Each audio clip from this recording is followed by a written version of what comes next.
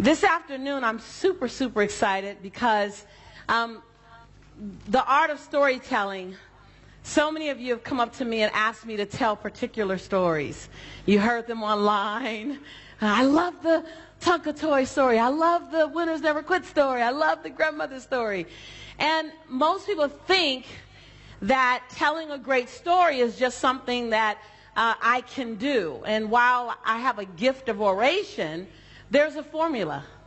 Would you like to know it? Yes, yes? Now let me just say this.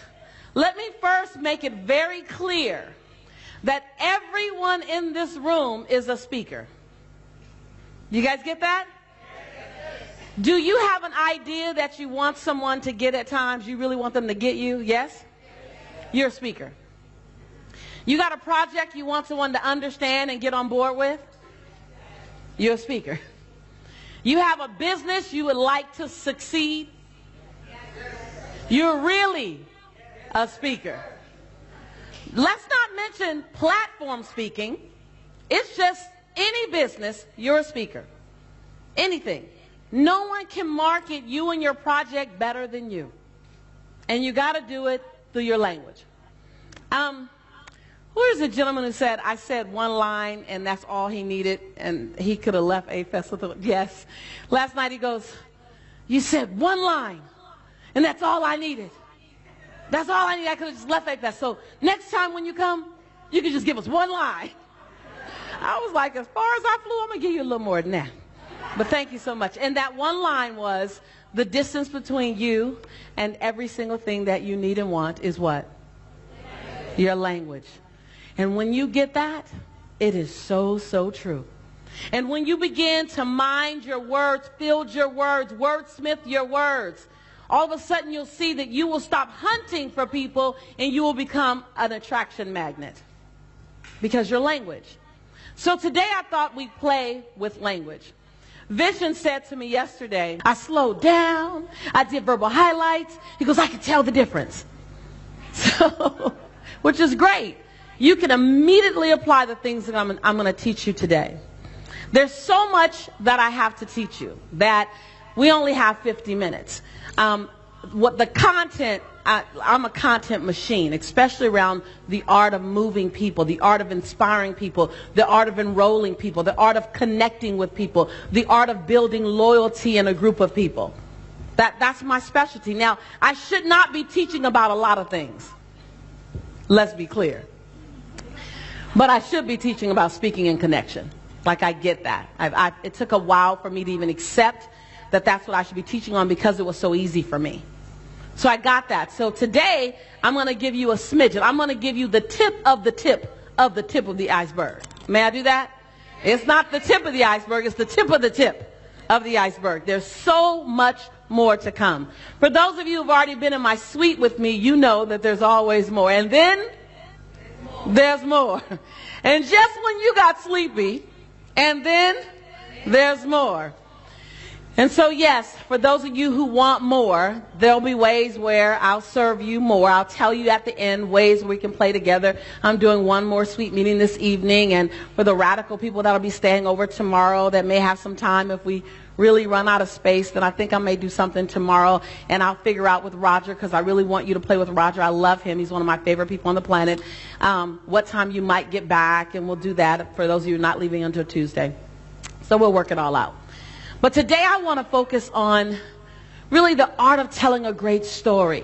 And understand that your stories are literally the vibration that brings any and everything else to life.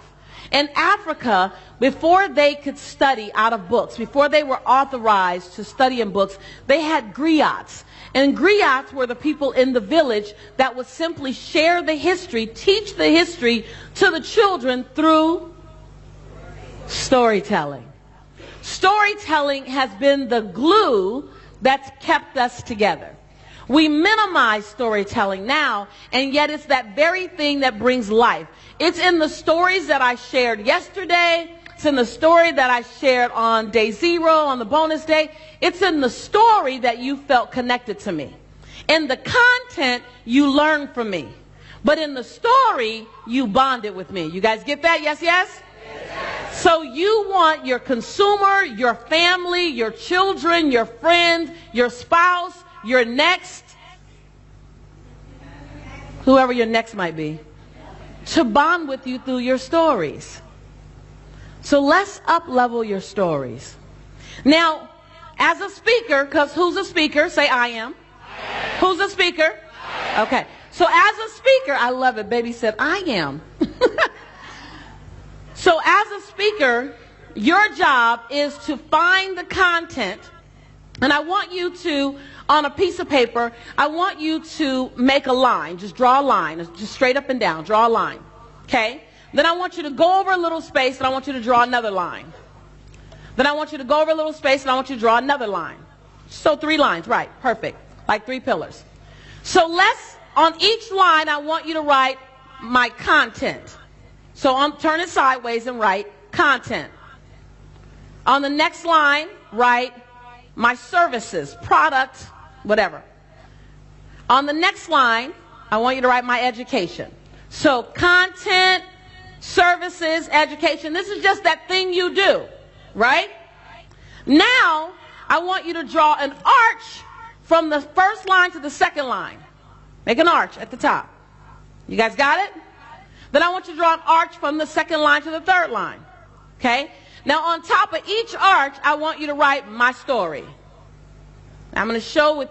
And the reason why I didn't do a PowerPoint for this is because then you just take a picture of it. Or just look at it. I want you to draw it yourself so it can be cemented at a different level of learning. Does that make sense? When you do the work, you do your heavy lifting, you build your muscles. Yes, yes? Okay. So now what I had you just draw is in any conversation. You can follow this format anywhere, in any conversation, in any presentation. How many of you are actual platform speakers or you want to become a platform speaker? Raise your hand. Okay, so this is it's for everyone, and I want you to think about this as a speech. So for everyone, the content, those pillars that I just gave you, that's the content of what you're doing. That's the sales. That's the girth. That's the business. That's the necessary meat that people need to have to make a decision. Make sense? That arc right there, that story, that's your glue where they build relationship with you. Make sense? So you want to know how to make it happen, follow that framework. Give them some of me. Give them some content, what I'm talking about, then give them some story. Give them some content, then give them some story. Give them some content, and I always end people in their heart space versus their head space. So I always end, now I may not end with a full-on story, but I may end with like a little trickle of a story, just an experience. Does that make sense, you guys? You may have seen someone on stage, and they did a story, but it didn't connect to anything. Like, well, what that got to do with the price of cheese? Right? Have you ever had that experience? Or they did a story that was distracting. It's like, now how does that connect with, how many of you guys have had that experience? Okay, you don't even know what's happening to you, but every time that happens, it decreases their credibility in your eyes. The opposite happens when the story is a bridge, right above the lump that says story right bridge. The story is a bridge between content. Now, I'm giving you guys formula now. I'm going to show you in a minute, but I'm telling you first so you understand. Now we're going to talk about what a story needs to have in it. Okay? Everyone can't tell a story. Most people tell stories when the power, and I want you to write this down, the power is when you show a story. The reason why, for those of you who've done things with me, you feel like you're in the story with me, is because I didn't tell you the story. I showed you the story. It's more difficult to do. It requires more skin in.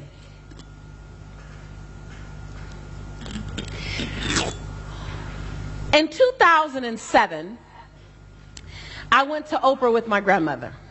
I figured my grandmother picked cotton when she was a little girl, so she should be the person to accompany me to Oprah.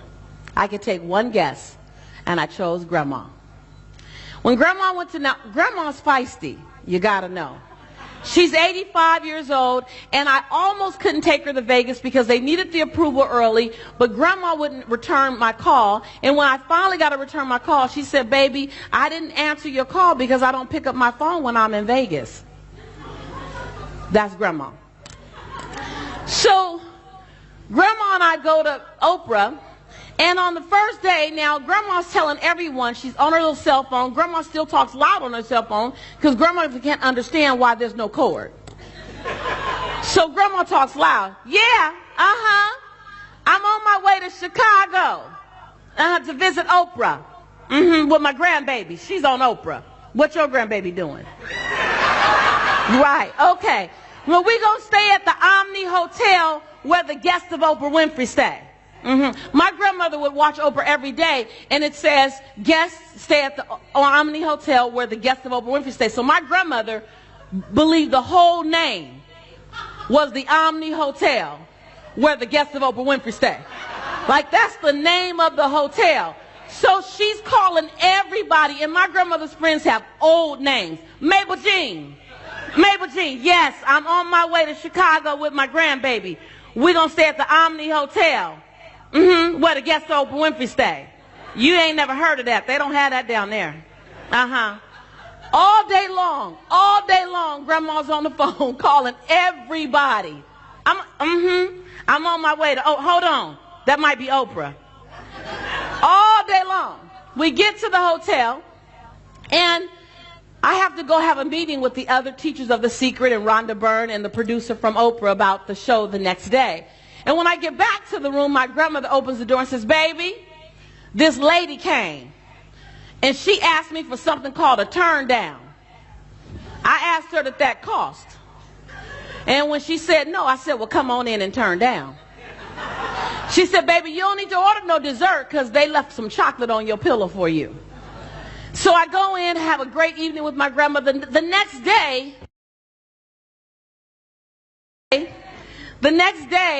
I get a call, and it says, Miss Nichols, the Harpo Inc. limo is here to pick you up. The call. I've been waiting 15 years to get this call. To me, the highest level of acknowledgement in media is to be invited to the Oprah Winfrey Show. And here I was with my grandma on my way. I grabbed my purse, I grabbed my coat, I'm ready to go out the door, I'm ready to go to the Oprah Show. My grandmother says, baby. Now you have to know she starts every sentence with baby. You'd like to think because it's intimate, but it's because she got a lot of grandkids.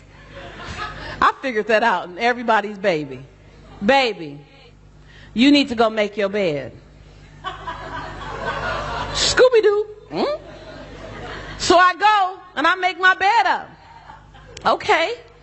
I go grab my jacket again, grab my purse again, ready to go out the door, put on my heels, I'm ready to go. She says, oh, baby. And she had a little attitude and just a tone, slightest tone, like, what's that about, Grandma? We about to go see Oprah. Baby, go wipe out the sink basin. Wipe out the sink basin? Scooby-Doo. I wipe out the sink basin. Wipe it out good, baby. Okay. I said, Grandma, no disrespect, because you got to, when you question my grandmother, you got to proceed the question with no disrespect. That's how you keep all 32. Amen. Amen. Yes, yes? I'm just saying, in my household. So I said, Grandma, no disrespect, but why am I making the bed and wiping out the sink basin at the Omni Hotel where the guests of Oprah Winfrey stay? I'm a guest, Grandmama.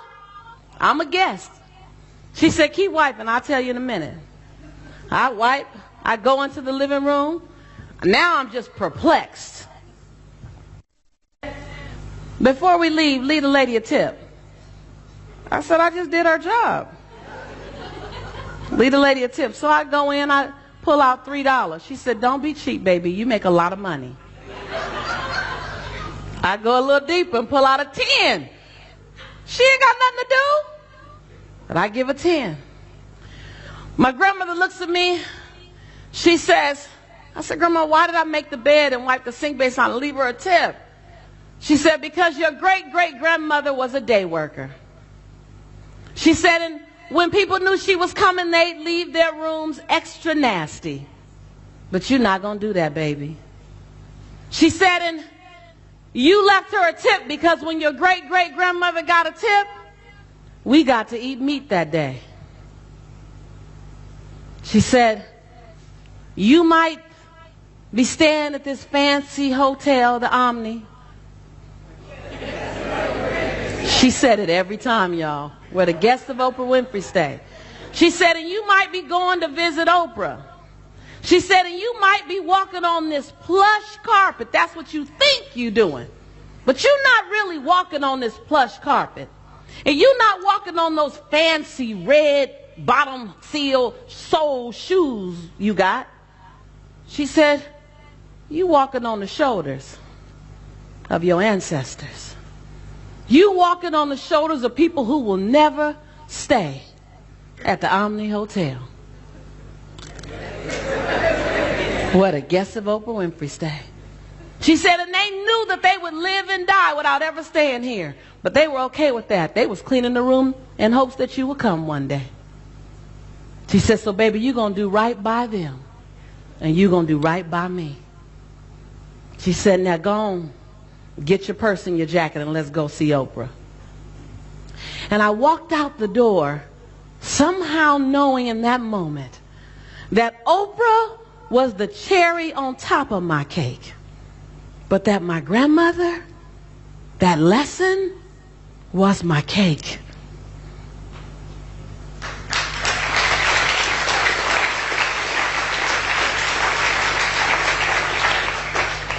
How many of you were at the Omni Hotel where the guests of Oprah Winfrey stay with me? How many of you were with me? How many of you saw me making the bed, wiping out the sink basin?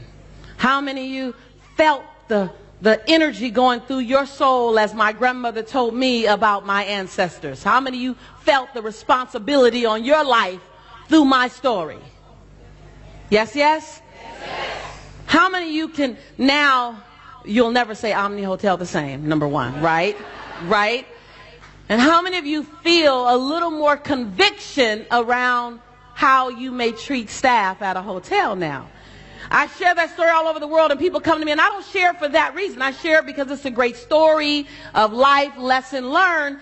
But the 45-degree angle is that now we're all, the people who choose are treating the service staff better because of grandmama's story with me. So I share that story with you to show you a show me story. Right? Show you a show me story. I'm going to, in a few minutes, I'm going to have someone share a little something, then I'm going to transform it from tell to show as well. Because I like showing you organic change right there in the moment, because then you see the power of coaching. You guys get that? So in a show me story, you have to take risk. In a show me story, you have to tell me what's going on in your head. You want to write this down. In a show me story, you have to tell me what you're thinking, tell me what you're feeling, show me the perplexity that's going on in your mind. Don't tell me you were angry. Say, I could feel the steam leaping off of my skin. I felt like I was breathing fire. I couldn't see it, but I felt it. My heart burned. My soul churned. And I felt like I can push a bull forward. Show me you were angry. Don't tell me you're angry. It's very, to me, it's very lazy. And we speak very lazy. The fastest way to get to the end. Unpack it is what I call it. Unpack your feelings. Unpack your thoughts. Show me what you're thinking. Put me right there with you. Vina has been telling everyone I'm going to do this one particular story. And it's because she loves it. Now, she's heard it several times. But because I show her the story, she feels like she's taking a journey with me. Do you know what I mean? So it's almost like you say, let's go again. Let's go again. And you want your audience to say, let's go again. Take me with you again. Anywhere. Do you see that? But you have to make a part of you available to your audience, available to, and when I say audience, audience of 1, audience of 3, audience of your children. You have to make a part of you available that you normally wouldn't make available. You have to surrender it. You have to come with these 4 things. Now, I'm going to give you this, but you ain't going to get this until you're on the plane on the way home. Some of y'all, you're going to be next week. You're going to be in the middle of something. You have to come to every conversation with nothing to hide. Nothing to protect. Nothing to prove. And nothing to defend. Nothing to hide, nothing to protect, nothing to prove, and nothing to defend. Can you come in full service? Can you come in full transparency? Can you tell me what you think, what you're thinking? Show me what you're thinking. Can you? Are you willing? Are you willing to be emotionally butt naked talking about a conversation that's business? And not in a way that's inappropriate, but in a way that shows me you are the right fit for me. As my son was 8 months old, and as my son and I sat on the couch, he laid down on his back, I'm sitting on the couch, and I realized I had hit rock bottom.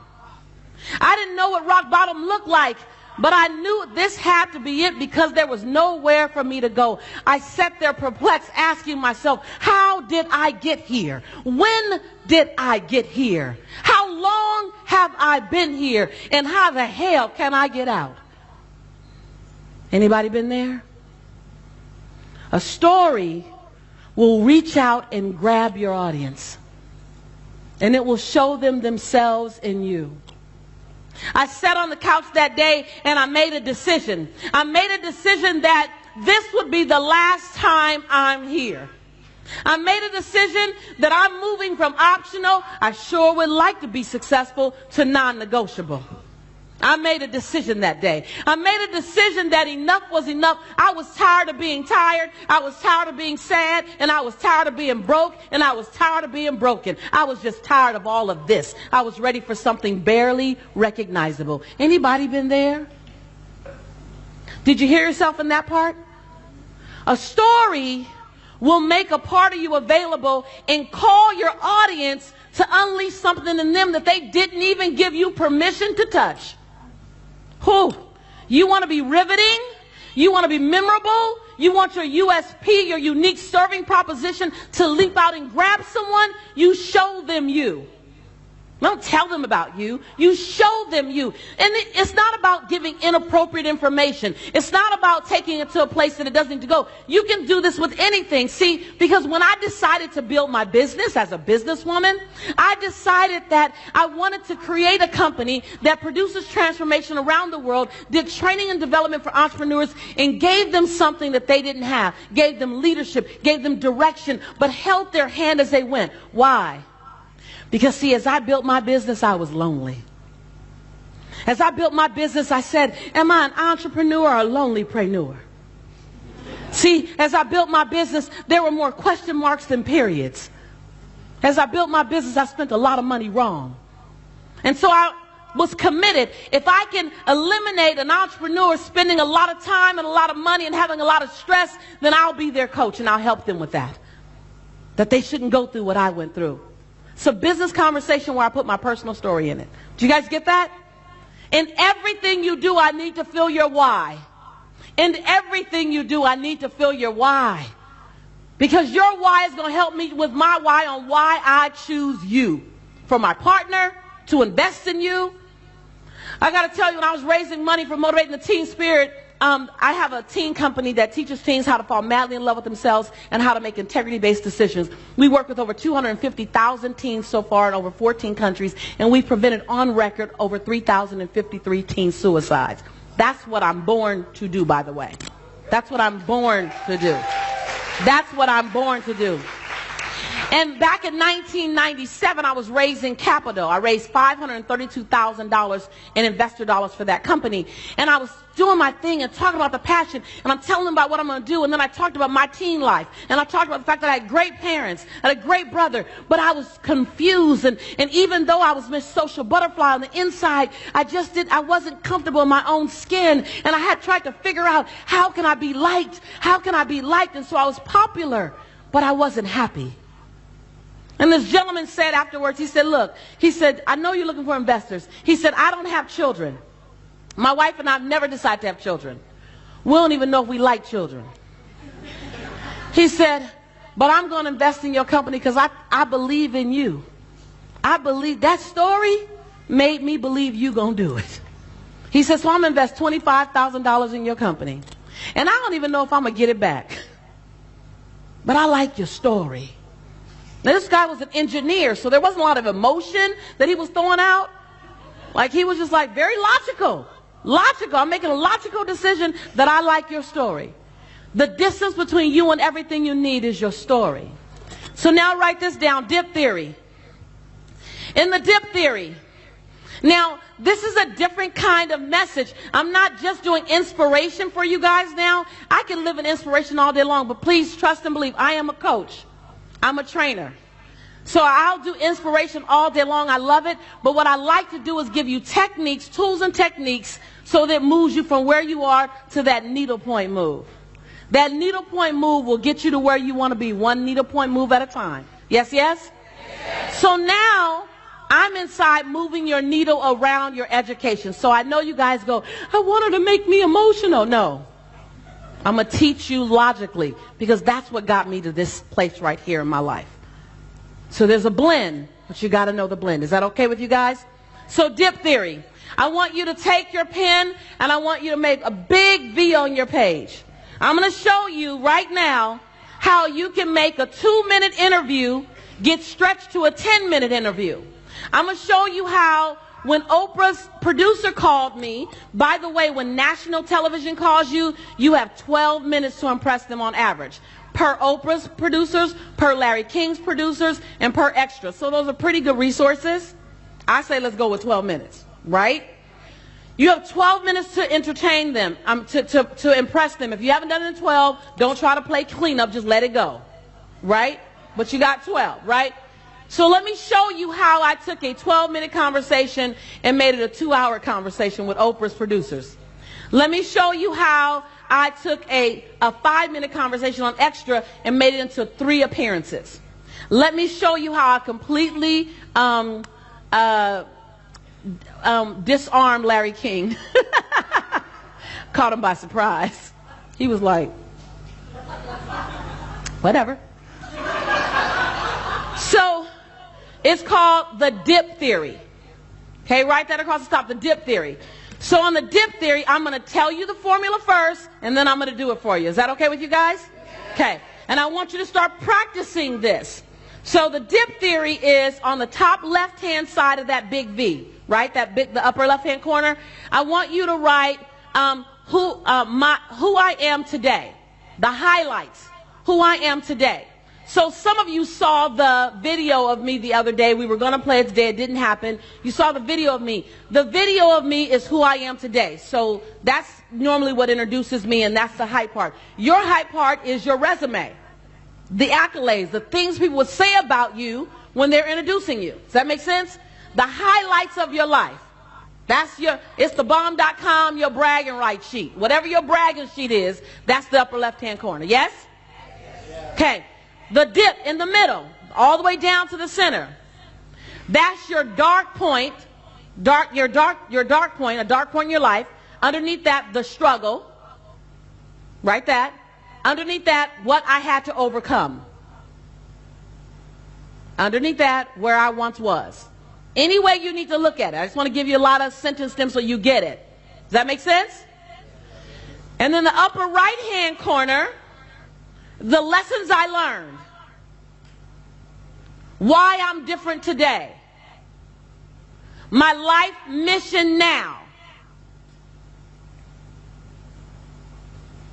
The dip theory will get you So many extended interviews, you cannot believe it. The dip theory is what will make your audience fall in love with you. The dip theory is why those of you who do love me, some of y'all don't, I know y'all waiting on me to get off stage, but like she is so intense. And I am. Get over it. So the dip theory, though, is where you fell in love with me. The dip theory. It's not just the education. It's the dip theory. It's the fact that I can stand watching the dip theory at work. So I've been on Oprah. My brand last year touched 36 million people. I'm so grateful. I have 6 bestsellers under my name. My company is one of the fastest growing self-development companies in the industry. I'm excited about that. I'm the only woman in the self-development industry to have received $1 million to write one book. The last woman before me that received that was Hillary Clinton. I'm so excited. Upper left-hand corner. Got that? But let me tell you why. Because there was a time when I went to the ATM, and in order to get $20 out, I had to what? Have $20 in. And I had $11.42 in the bank. And I had an 8-month-old son. And his father had just been sentenced to 64 years in prison. And I looked at my future, and I said, unless I get radical, unless I become non-negotiable, this is going to be an ugly journey. More for him than me. I looked at my life and I said, what if my past does not equal my future? What if I can create it? What if I stop keeping score? What if I gave Lisa 1,000 second chances and every time I got to 999 I pressed reset? What if? What if? What if I'm willing to be radical? I messed up a lot, y'all. I made a lot of horrible mistakes. But what I did do every time was get back up. My get up muscle's pretty strong. My get up muscle's pretty strong. And so I don't care how many times you get knocked down. What I'm committed to is helping you get back up. So today, I'm in my upper right-hand corner now, y'all. Today, I travel the world and I teach people how to turn their passion into profit, how to turn their dreams into their realities, how to get back up one more time, how to dance to their own beat, sing to their own song, find their own rhythm, do them no matter what, how to stop counting the knockdowns and just count the get-ups. That's what I do now. Y'all see the dip theory? Y'all, you guys feel closer now?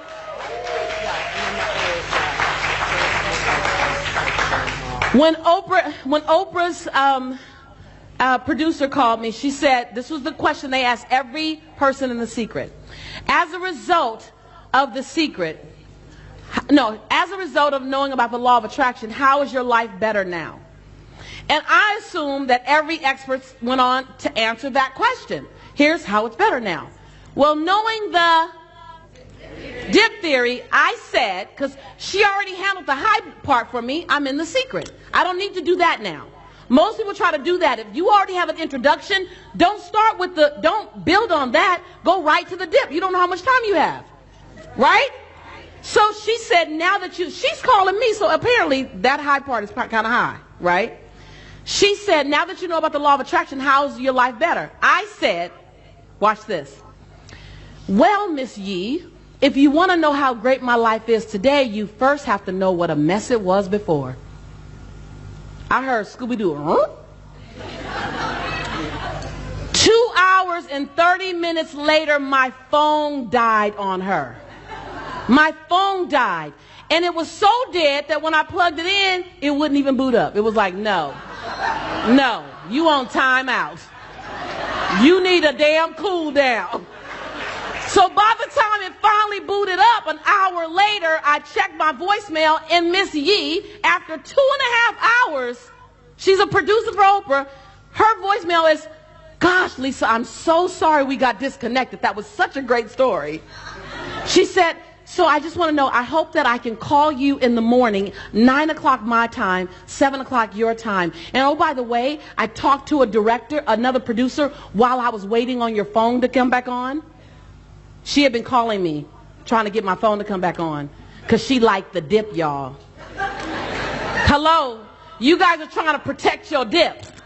You trying to protect your dip. You trying to outrun your dip. You trying to make your dip sexy.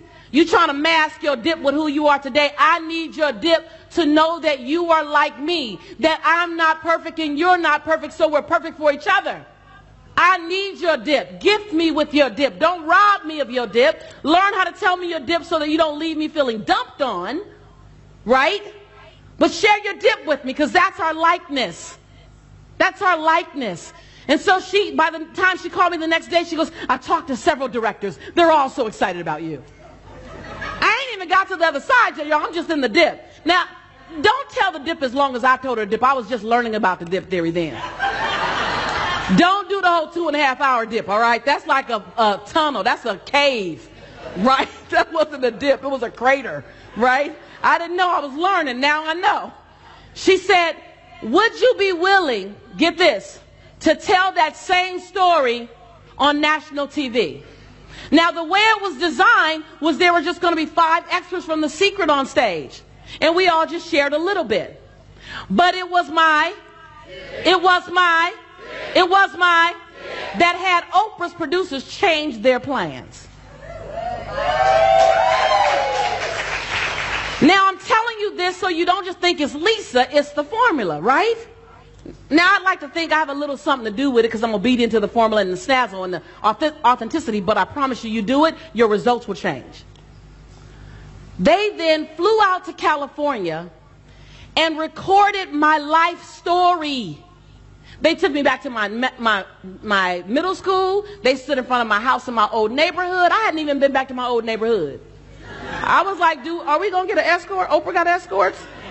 I ain't trying to go back there. But that's how amazed they were with the dip. And then the third segment they renamed, and the third segment was called the Lisa Nichols segment. And they showed my backstory. And Oprah just talked to me. How that resulted in business, within 72 hours of being on the Oprah Winfrey Show, I received 9,782 emails. Because when I got on Oprah, I also did the what? The dip theory. That one formula right there, that's worth the price of admission to A-Fest. Yes, yes? Yes, yes? And then the far right is just what you learned and who you are today. Most people want to spend time on both the corners. You guys get that? Here's my credit and here's my mission. Tell me why. Tell me what you have to climb out of. Tell me what built your character. Tell me what made you so strong. Tell me what demons you had to fight. Tell me how you climbed back up. Tell me that, because in that story, I'm somewhere on that rise. And I need to know that you know about that rise. Does that make sense? Most of you are afraid to go into the dip because you think you're going to get stuck in the dip. Don't worry, you're already out. Don't worry, trust us. Does that make sense, you guys? Jen, will you help me off the stage?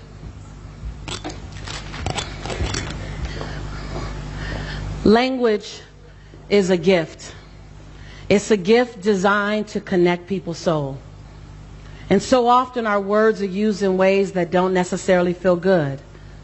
Some of the things that have hurt you the most came through words.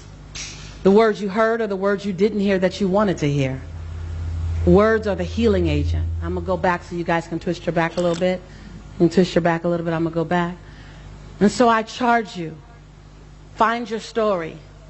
Stand on your story, not in your story. So oftentimes your story is that thing you're trying to get over, and yet it's that thing that's your platform. That thing, that deep, dark thing, it makes you a better, passionate person today. It's the reason why you're here. It's making yourself available, trusting your intimacy, trusting that we have the right to experience agape love so thick you can feel it. It's understanding that it has to start with you and your willingness to give me something I didn't expect for you to give me. I don't need the norm. I've had that. I want something so outrageous and so abnormal that it disrupts my being and my essence. And you call me to want to be a better woman. You call me to want to be a better man because I crossed your path. Your life doesn't belong to you. Your life belongs to the people who will come cross your path, and they need to be touched by you. Your story, it doesn't belong to you either. It was simply the experience given to you to build the tenacity, the resiliency, the determination that you needed so you can get to me and help me change my life because I met you. When you get it, when you get it, when you get that it's not in your convenience that you're going to change the planet, it's in your convictions that you'll change the planet. And that your conviction and your convenience will never live in the same block, will never live on in the same zip code. That it's in your convictions that you agree to be inconvenienced because you're convicted. I remember when I said yes that I tell that same story on Oprah. I remember pacing my floor, pacing the floor. 4 o'clock in the morning, I couldn't sleep the day I was flying to Chicago, knowing I was going to tell the story of my dip. And I didn't know if the world would accept me with my dip because it was dark. I had to say I had a lot of sex looking for a little love because I thought the room called love came through the door called sex. I'm never comfortable saying that. Not even today. Not even to you. But my conviction outweighs my convenience. Are you willing to play at that level? Are you willing to risk it all to gain it all? Are you willing? See, because that man called Dr. King, he was willing to risk it all. It was never convenient for him. That man called Nelson Mandela, he was willing to risk it all. It was never convenient. That woman called Mother Teresa, willing to risk it all. It was never convenient. That man called Mahatma Gandhi, willing to risk it all. It was never convenient. Suffer? No. But don't need it to be convenient. Are you willing? Today is where the rubber meets the road. This conversation is not meant to keep you comfortable. As a matter of fact, it's meant to make you uncomfortable. And any form of mediocrity. And any form of limiting beliefs. So something cracks open in you. And you realize I'm perfectly designed for such a time as this. It's not in my perfection that I can change the planet. It's in my imperfection that I'm perfect for this job. It's in my get back up, not avoiding being knocked down. It's in my get back up that I built my resiliency muscle. That makes me perfect for the job. It's not in my quivering yes. It's in my bold blind yes that I serve the planet. It's not in the things that went right. It's in how I manage the things that went wrong. God, when you get it, when you get that I need you to have had the dip. It's the dip that makes you delicious. I don't want somebody without a dip. That's a flat line. Not even a hospital like a flat line. I need the dip. The world needs the dip. Are you willing?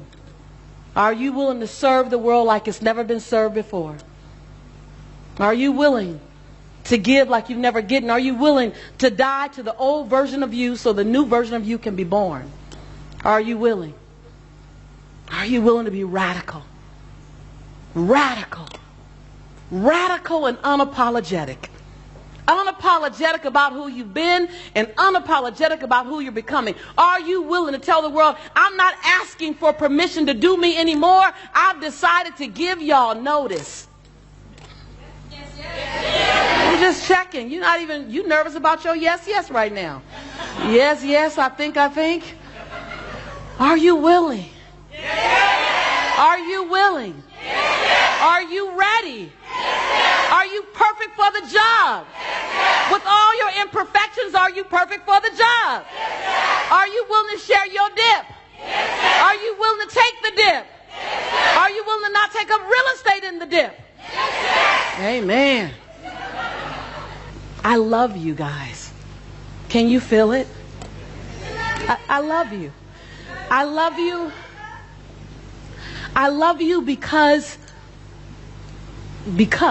dot, dot, dot.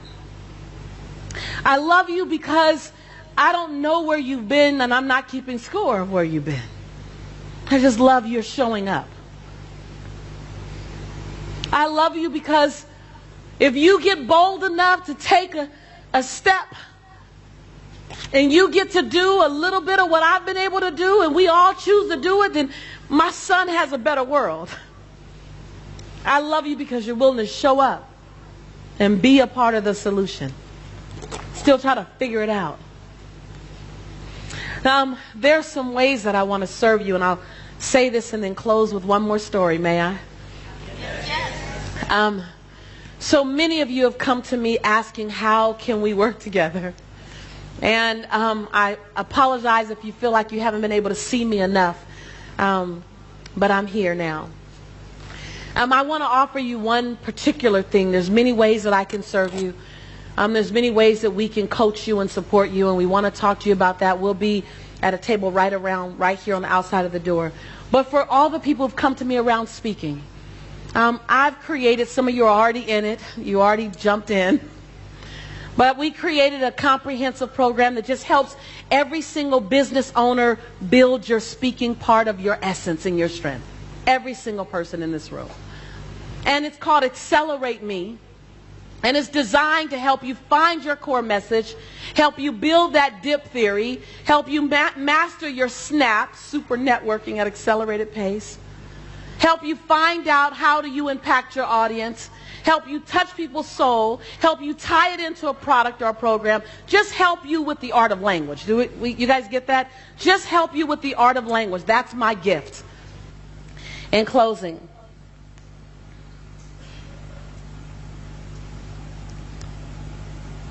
my grandmother once shared with me, she said, in the heat of the night, I had to go outside and pick extra cotton for my mother.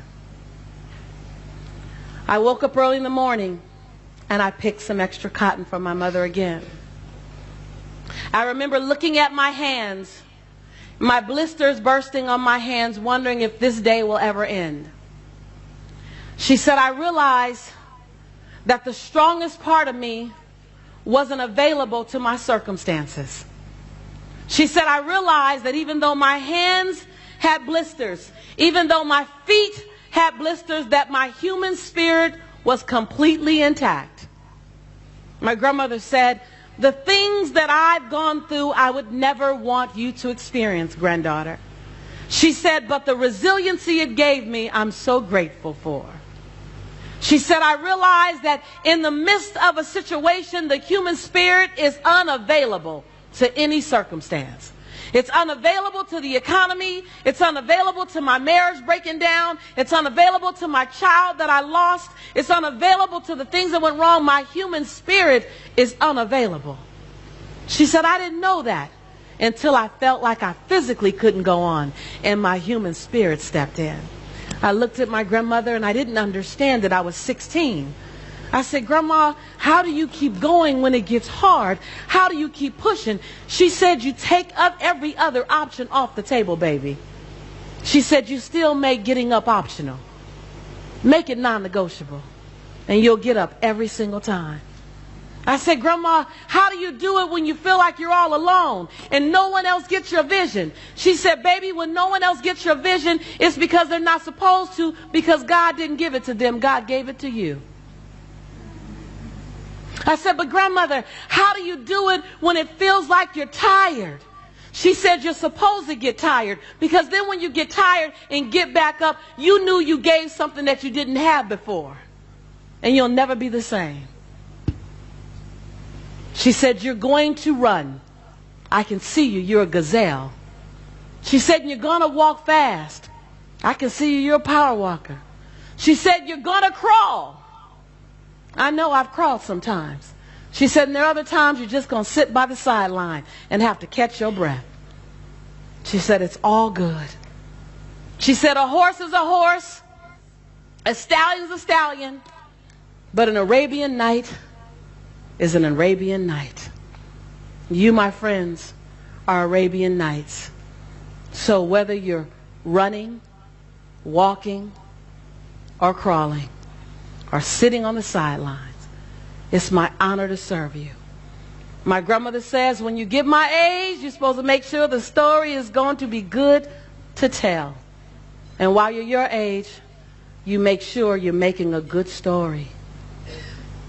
I'm looking forward to hearing your story. I love you guys.